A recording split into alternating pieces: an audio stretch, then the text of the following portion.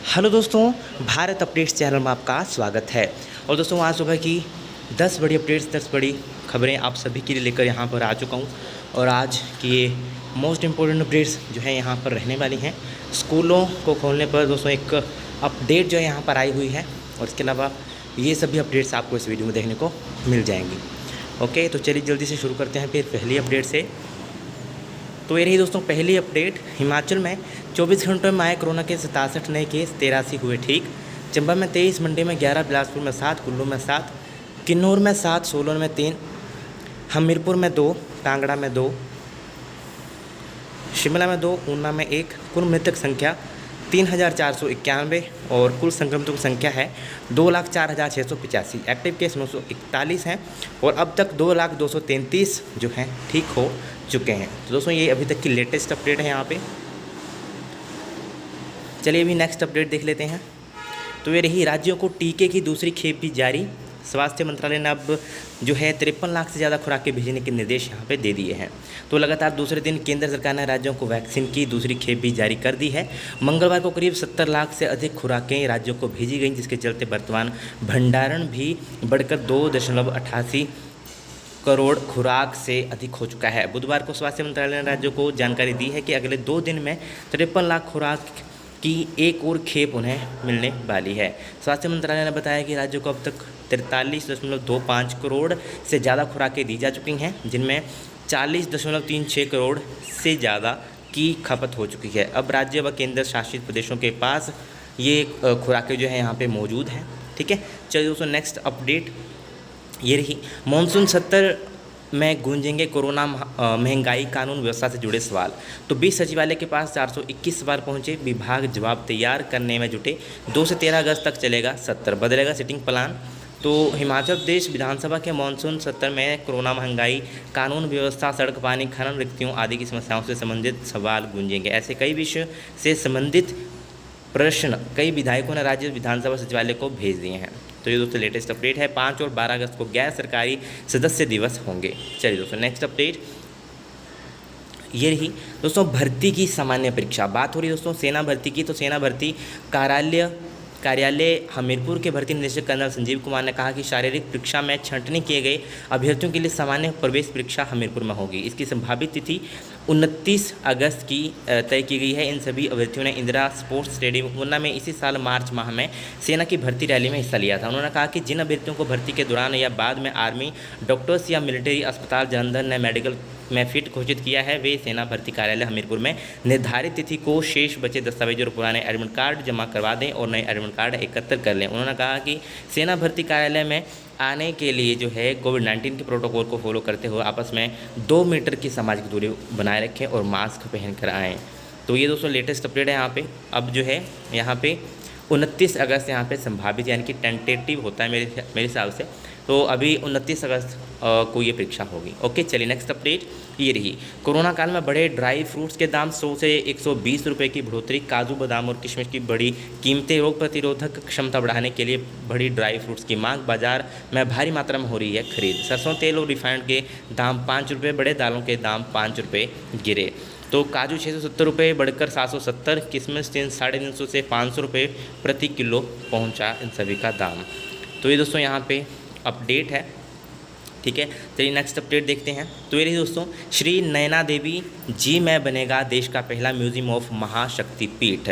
तो historical heritage project of India के रूप में तैयार होगा तैयार। म्यूजियम में होंगे 7 सेक्शन। संग्रहालय में रखी जाएंगी प्राचीन मंदिरों से जुड़ी वस्तुएं। तो विश्वविख्यात शक्तिपीठ श्री नयना देवी जी में जो है देश के पहले म्यूजियम ऑफ महाशक्तिपीठ बनाने की प्रक्रिया आरंभ की गई है। इस प्रक्रिया के तहत museum and art gallery Chandigarh के director doctor PC Sharma Shri Naina Devi मंदिर पहुंचे और क्षेत्र का निरीक्षण किया। पीसी शर्मा ने बताया कि नयना देवी मंदिर में बनने वाले म्यूजियम ऑफ महाशक्तिपीठ में मंदिर के इतिहास और यहाँ की प्राचीन मूर्तियों के बारे में लोगों को पता चलेगा। और ये दोस्तों यहाँ पे लेटेस्ट अपडेट है। चलिए नेक्स्ट अपडेट देखते हैं। तो दोस्तों ये रही। अब जो है अगर एम्बुलेंस को पास नहीं दिया तो लगेगा 15,000 रुपये जुर्माना। तो दोस्तों वैसे तो एम्बुलेंस को सभी पास देते हैं, बट बाई चांस किसी ने ना दिया तो 15,000 रुपये इसके ऊपर जुर्माना है। तो एम्बुलेंस को पास ना देने वाले 15,000 रुपये तक का जुर्माना उन लोगों को लगेगा। नए मोटर वाहन अधिनियम में इसे लागू किया गया है। और दोस्तों इसके अलावा यहाँ पे देख लेते हैं तो बिना उपयुक्त लाइसेंस चलाने की अनुमति देने पर 5,000 से 7,500 रुपये जुर्माना, बगैर लाइसेंस के 5,000 से 7,500, बिना सही जानकारी दिए लाइसेंस हासिल करने पर 10 से 15,000 रुपये, और अयोग्य ठहरने के बावजूद कंडक्टर बनने पर 5,000 से 15,000 रुपये तक जुर्माना भी लगेगा, क्योंकि अभी जो है यहाँ पर नया मोटर वाहन अधिनियम जो है लागू किया गया है हिमाचल में भी। ओके, तो ये सभी यहाँ पे देख लो कितने ज़्यादा अभी जो है फ़ाइन अगर पड़ेंगे अगर आप रूल्स को फॉलो नहीं करोगे तो। ठीक है, तो इन रूल्स को अच्छे से फॉलो करना, वरना आपको ये महंगा काम अभी पड़ेगा। जिनके पास भी व्हीकल हैं या कुछ है, ठीक है, तो ध्यान से कहीं जाना हो तो सब कुछ अपने प्रॉपर डॉक्यूमेंट्स वगैरह लेकर जाएँ और सही जाएँ। ठीक है, सही डॉक्यूमेंट्स लेकर जाएँ। ओके, चलिए दोस्तों नेक्स्ट अपडेट ये रही। नीट की वजह से अब 12 सितंबर को नहीं होगी HAS की परीक्षा। तो संयुक्त प्रतियोगिता परीक्षा 2020 के लिए 35,000 ने किया है आवेदन, जल्द तय होगी तिथि। तो दोस्तों यहाँ पर जो है हिमाचल प्रदेश प्रशासनिक सेवा की परीक्षा अब 12 सितंबर को नहीं होगी। नीट की परीक्षा भी उसी दिन होने के चलते राज्य लोक सेवा आयोग HAS की परीक्षा की तिथि को बदलने की तैयारी में है। बीते दिनों आयोग ने 12 सितंबर को परीक्षा लिए जाने की संभावित तारीख का ऐलान किया था। उधर HAS की संयुक्त प्रतियोगिता परीक्षा 2020 के लिए करीब 35,000 अभ्यर्थियों ने जो है आवेदन किया है। 18 विभिन्न श्रेणियों के प्रशासनिक पदों के लिए लिखित परीक्षा ली जानी है। आयोग के सचिव DK रतन ने बताया कि जल्द परीक्षा की तारीख घोषित की जाएगी। तो दोस्तों HPPSC की तरफ से ये अपडेट है और यहाँ पे ये जो है वैकेंसीज भरी जाएंगी। ठीक है, इसके अलावा बीटेक अंतिम सेमेस्टर की परीक्षा जल्द लेगा विश्वविद्यालय। और दोस्तों इसके अलावा जो आपके UG के सेमेस्टर्स के एग्ज़ाम है वो भी जल्द ही होंगे। ठीक है, जल्द ही उनकी भी डेट शीट आएगी। ठीक, हिमाचल प्रदेश विश्वविद्यालय बीटेक अंतिम सेमेस्टर की परीक्षा जल्द शुरू करेगा। इसके लिए 24 जुलाई ऑफलाइन परीक्षा फॉर्म भरने की अंतिम तिथि जो है तय की गई है। परीक्षा फॉर्म विश्वविद्यालय की वेबसाइट पर उपलब्ध करवाए गए हैं, जिसे विद्यार्थी तय फीस जमा करवाकर भर सकते हैं। ऑफलाइन फॉर्म भरकर विश्वविद्यालय में जमा करवाना होगा। विश्वविद्यालय में नियमित तौर पर कक्षाएं लगा रहे विद्यार्थियों को परीक्षा शुल्क 2,000 रुपये जमा करवाना होगा। वहीं जिन छात्रों की रीअपियर है उन्हें 500 रुपये प्रति पेपर की दर से परीक्षा शुल्क जमा करवाना होगा। यह फीस विश्वविद्यालय के काउंटर पर जमा होगी। ठीक है, तो ये दोस्तों लेटेस्ट अपडेट्स हैं यहाँ पे। चलिए दोस्तों नेक्स्ट अपडेट ये रही। CBSE स्कूल 25 तक तैयार करें रिजल्ट। तो केंद्रीय माध्यमिक शिक्षा बोर्ड CBSE ने कक्षा 12वीं के नतीजों को अंतिम रूप देने की तारीख 22 जुलाई से बढ़ाकर 25 जुलाई कर दी है। स्कूल अब 25 जुलाई को शाम 5 बजे तक यह काम पूरा कर सकते हैं। स्कूलों के नतीजे तैयार करने के बाद वेबसाइट CBSE उसे अंतिम रूप देगा। जो स्कूल तय तारीख तक मॉडरेशन नहीं करेंगे उनका रिजल्ट अलग से जारी होगा।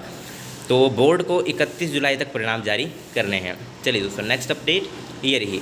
दोस्तों 10वीं और 12वीं कक्षा के विद्यार्थियों के लिए स्कूल खोलने पर आज होगा फैसला। कैबिनेट बैठक में होगा मंथन। 2 अगस्त से कोचिंग संस्थान खोलने के भी हैं आसार। बसों में 100% ऑक्यूपेंसी पर भी हो सकता है निर्णय। तो हिमाचल प्रदेश में 10वीं और 12वीं कक्षा के विद्यार्थियों को स्कूल खोले जा सकते हैं। मुख्यमंत्री जयराम ठाकुर की अध्यक्षता में वीरवार दोपहर बाद 3 बजे से राज्य अतिथि गृह पीटरहॉफ शिमला में होने जा रही कैबिनेट बैठक में पंजाब, हरियाणा, गुजरात और मध्य प्रदेश की तर्ज पर स्कूल खोलने के लिए इस संबंध में फैसला हो सकता है। और इसके अलावा दोस्तों कोचिंग संस्थानों के ऊपर भी आज जो है फैसला हो सकता है। तो आज जैसे ही कोई अपडेट आएगी तो वो आपको बता दूंगा। और ये थी दोस्तों आज की इंपॉर्टेंट अपडेट्स। आप पूछ रहे थे कि स्कूल कब तक खोले जा सकते हैं, तो आज उनके ऊपर फैसला हो सकता है। ठीक है, तो देखेंगे कब तक ये फैसला आता है। और ये थी आज की मोस्ट इंपॉर्टेंट अपडेट्स। वीडियो अच्छी लगे तो लाइक शेयर, चैनल को सब्सक्राइब जरूर करिएगा मेरे लेटेस्ट अपडेट्स के लिए। Thank you.